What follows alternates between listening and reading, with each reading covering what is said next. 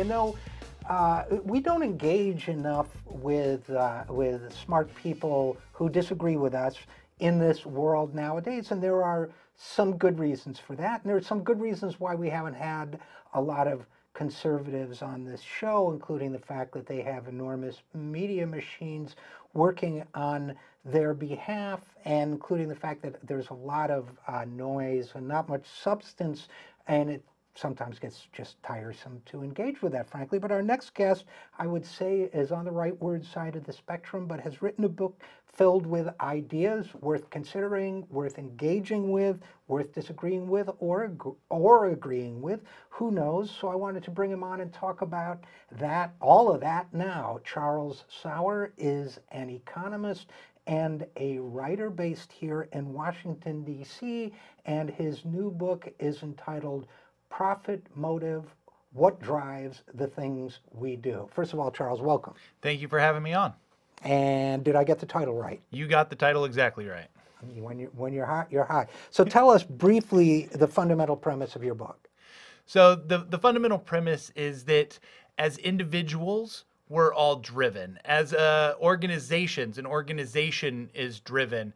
And if we as individuals or organizations can see that other people are driven by incentives, that we can forecast how to move them or where an organization is going to move in the future. So, you know, we know that a business is for profit. A business wants to make money. But what does that actually mean when they're implementing a new strategy or hiring employees? We know maybe that an individual is greedy, but what does that mean inside of a family unit?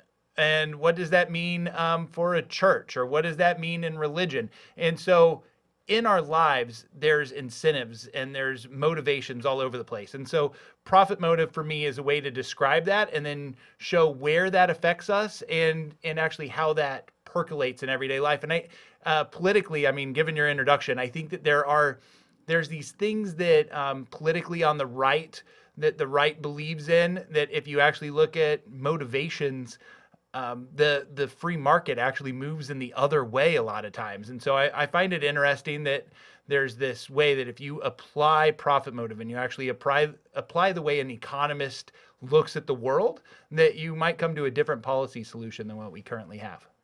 Well, we can talk. I certainly welcome the chance to talk about all of that. I think, first of all, question number one, how does what you just described differ from economics as a profession? Isn't it always, aren't we supposed to be homo economicus, and don't all economists look at, well, not necessarily the profit motive, but financial self-interest, which is fundamentally the same thing? How is your perspective different from standard economics? Yeah, so most standard economic books talk about us that we should act as homo economicus. I think the book Nudge actually goes after homo economicus and shows that it doesn't really exist. I would say that as a society, homo economicus actually does exist, and we do tend to act in these ways. But what I do in my book is I don't really care how you act. I want you to think and to understand how other people act, and that other people are acting as an economist would. So in general, a business is going to act in a way that's good for their bottom line. And in general, a religion is going to act in a way that they can sustain what they're doing, and that a politician is going to act that way. So I don't have homo economicus in my book. I have a guy called Profit Man.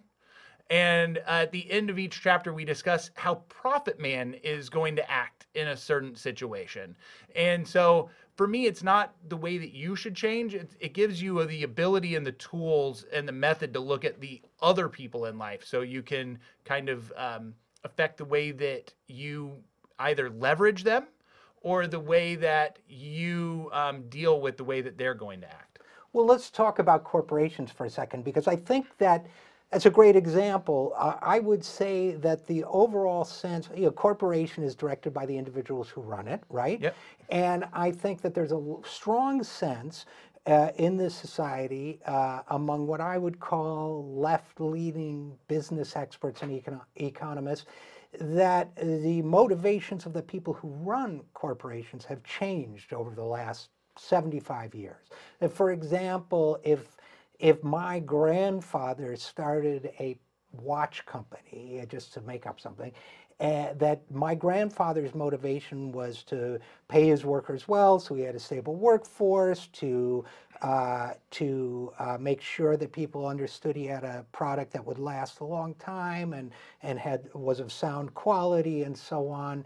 And that one of the furthest things from his mind, even he may have taken the company public at some point, but he still continued to think of those terms. But that the way I've put it in my own writing is that every senior executive at every corporation, publicly traded corporation today, is none of them are really in the business they purport to be in. They are all in financiers. They are all in the business of trading on the margins because their own pay and incentives have changed. They are trying to jack up stock prices. They're trying to get dividends out. Their own bonuses are dependent on short-term rather than long-term gain. So in a sense, even when we talk about a corporation, first of all, I don't know if you agree with that analysis, but I agree with the statement. I mean, that's the sentiment of people. We all tend to look back on the Leave It to Beaver days and think that those were better. I mean, there's actually studies, you know, that we think the past was better. But the fact is that as an economy, you know, there's if we talk about poverty, there's less poverty today than using the poverty standards of then. And we might disagree but that's a different topic. on that. Well, no, because... And just to be clear, my statement was not an expression of sentiment. It was an analysis that may be right, may be wrong. But as an analysis, I feel pretty comfortable with it. Yeah, but tell me I'm wrong. Well, no, I mean, businesses are bigger. I think, you know, right now when you're hiring CEOs of companies, a lot of times they are money managers, right? They are those guys, and they're interchangeable from industry to industry, kind of. Really, when you have the top guys, you have these larger corporations now. You have more larger corporations. I think we have a bigger economy. We have more money turning over. If you move down to a local level, I still think you find people that care about the local economy. An example of this, and I don't mean to go political on this, it's just not political, but I know a lot of the owners is the Chick-fil-A's. A lot of the local Chick-fil-A owners, they're tasked with going out into the local community and actually doing things and engaging the community. And if a manager doesn't do that, they're usually moved back into a training routine. And so all politics on that corporation aside, that is part of their corporate behavior. And so we see different corporations doing this in different ways. But if a corporation isn't looking for that long run branding, which is what I would consider what you're talking about. It's part of it, yeah. Then I don't think that they have a long run strategy. So I think that it's a way that we talk about these mean money capitalists. Right, but I don't oversimplify my argument.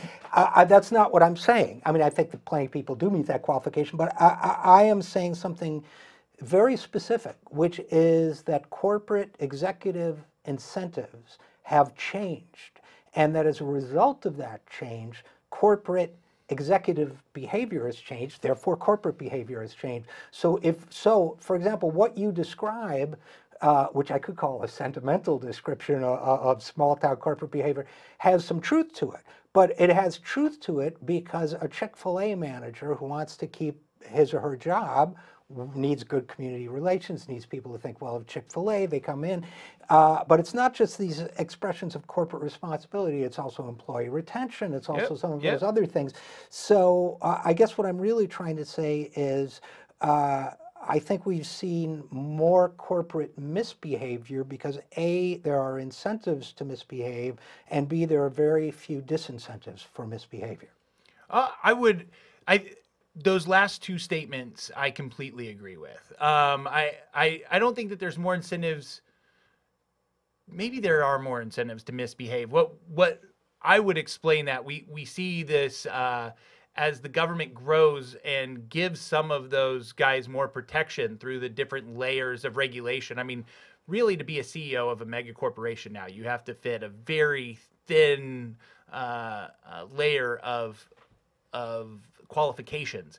And so when you're looking at those guys and who's there, then I think that they are covered a lot, and they do have they want to make money, and we see this churn in there. So I would agree with the last two statements, I guess. I don't think that that goes for the rest. I think that a CEO has always had the incentive to profit. I think that corporations seem to be getting bigger, and so that we see a change. Where I live, the high school is so big that I really think they need like two principals of their school, right? They need like an education principal and a business principal, just because they have so much money and staff and everything coming through that they actually should manage both sides. And I think that we see these corporations getting so big that it's a similar thing, that you need to manage the money. You also need to manage the company, and a good CEO will kind of move the right people under him. So he has people with, the tools at his discretion to do that. And that's the incentive if you want to stay at that level. There's only a few people that can make a couple of $1 million a year running a company. Or more. It's interesting because and then I want to, in the time we have left, talk a little about the rest of your book, but it's interesting because if you look, for example, at the banking industry, if you look at CEOs, they're either what I would call sales guys, or they're like Brian Moynihan at Bank of America. They're attorneys who dealt with the government. In other words, I would say the primary characteristic for some CEOs is the ability to manipulate public opinion in your corporation's favor rather than content skill. Everybody says Jamie Dimon's a genius banker, but I don't see the evidence for that. But we could talk about this. But before we go, you're welcome to do that, but I don't want to give the rest of your, you're welcome to respond, but I don't want to give the rest of your book short shrift. No, I would say it's an ability to deal with the government, because the government has an increasing stake in these. So I think you're exactly correct. There's a lady I interview in the book, Terry Neese. This quote isn't in the book, but she has a saying that, if you're in business and not engaged with politics, then politicians are going to be engaged in your business. And so I think that we see the incentives for boards to hire people that know how to go back and forth and to work with government as well. Oh, I think there's no question. And I think that both Dimon and Moynihan are perfect examples of that. And where you and I would differ is not, again, we were talking about this before we began the show, is not in the analysis, but I would say that's a perfect reason to get all money out of politics to end this cycle of corruption. And you would probably say it's a perfect reason to get government out of the business of regulating businesses. So, but we got only about 2 minutes left. Yeah. And maybe we'll have you on to talk about more of it because I'm enjoying this. But what else should people know about your book? Well, let's stay with business, because Okay, I find it interesting. There's in a startup, because this kind of switches the script. And this is why I think that you don't just have to be on the right to enjoy this book. In a startup, there's a guy I interview. He's the father of managed hosting. I call him the granddaddy of GoDaddy. And he talks about that's the only place that true communism can actually exist. It's, to their needs, right? And so he started a company. He had like 3 people living in his basement. He walked around at Christmas time to hand out bonuses, which was his December paycheck. And he wasn't taking any money himself, but there was a guy with kids. He got more money. One of his lead programmers, though, was staying on his couch and didn't need anything. So he got like $2 and handed out money as people needed it. And the fact is that they made it through that Christmas, and they made it through the next couple of months, and then they got their first round of funding and things took off, and he was able to send people home with briefcases of money. But for that moment of time, he goes, it was actually perfect communism. And so I find it interesting. It's this thing you can actually argue back on the right, that there are times that some of these more left ideas can survive. Well, yeah, sure. And if it was perfect communism when the billions of dollars started rolling in, I'll be really impressed. No, I'm actually a big believer, among other things, in worker-owned businesses. I'm also, like many people who are on quite a bit on the left, as I would say I am, big supporter of genuine entrepreneurship. And what he did was not only really good, but I have to say they're a pain in the neck to deal with, GoDaddy. I use them, but his company is now Verizon Business. That's what it became. Oh, okay. But not only did he do a great thing with that, but as you point out, it was I'm sure you point out, it was absolutely in his economic self-interest to do that at that moment, to sacrifice his December paycheck and so on. So I guess where that leaves us on the corporate issue is analysis is not all that different. Prescriptions probably significantly different, and we didn't even get a chance to talk about Social Security or healthcare yet, so we'll have to have you back to do that. But Charles Sauer, economist, the book is Profit Motive.